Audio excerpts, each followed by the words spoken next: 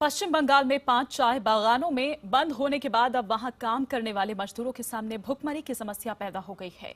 मजदूर और उनके घर वाले कुपोषण का शिकार होकर अपनी जान गंवा रहे हैं। वहीं कई मजदूर नौकरी की तलाश में दूसरे शहर चले गए हैं।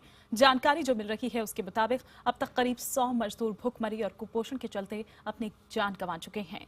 कई मजदूर इस बदहाली से बचने के लिए अपने बच्चों तक को बेच रहे हैं। संवाददाता प्रियंका गुप्ता की ये स्पेशल रिपोर्ट।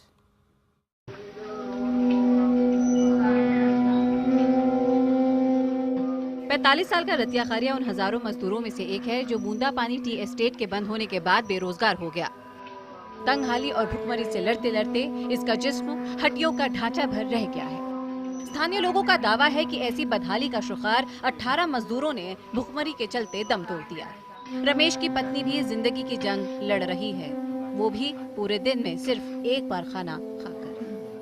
कभी खाना होता है, कभी नहीं होता है। आज कमाया तो आज खाया, नहीं कमाया तो नहीं है, क्या करेगा। वो दूसरा घर से कभी मांग लेता है, दे देता है वो लोग। 70 साल के बुद्धि ने अपने बेटे को महीनों से नहीं देखा।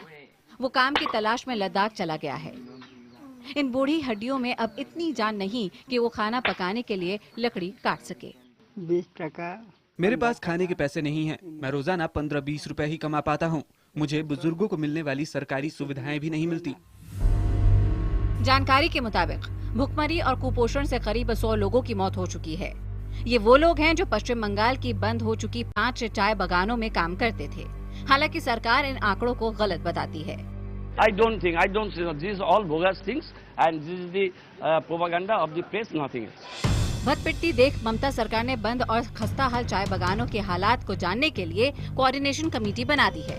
हालांकि सरकार अभी भी मजदूरों की बदहाली और मौत से इनकार कर रही है। सरकार ने चाय बागानों में मजदूरों के शोषण और मजदूरी बढ़ाने के मुद्दे पर कुछ नहीं किया है, जिसके चलते मजदूर पलायन कर रहे हैं और अपने बच्चों और महिलाओं को बेचने तक के लिए मजबूर हैं। कीमती दार्जिलिंग चाय की पत्तियां चुनने वाले इन मजदूरों को 8 घंटे काम करने पर सिर्फ 90 रुपए मिलते हैं। तराई और दुआर में ये मजदूरी 95 रुपए प्रतिदिन है।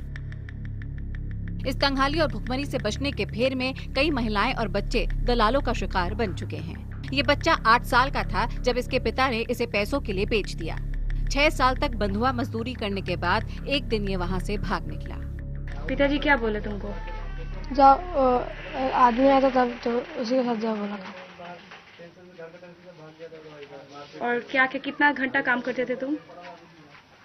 10 बजे तक, सुबह 6 बजे से। 6 बजे से सुबह 10 बजे तक, रात के 10 बजे तक। सुबह 6 बजे से रात के 10 बजे तक काम करते थे। नई मजदूरी पर सरकार ने कोई फैसला नहीं लिया है। मजदूर रोजाना की मजदूरी 206 रुपए मांग रहे हैं, लेकिन चाय बागान मालिक अपनी जिद पर अड़े हुए हैं। उनका कहना है कि सरकार भी मजदूरों की रिहाइश, राशन और बिजली खर्च का बोझ बांटे।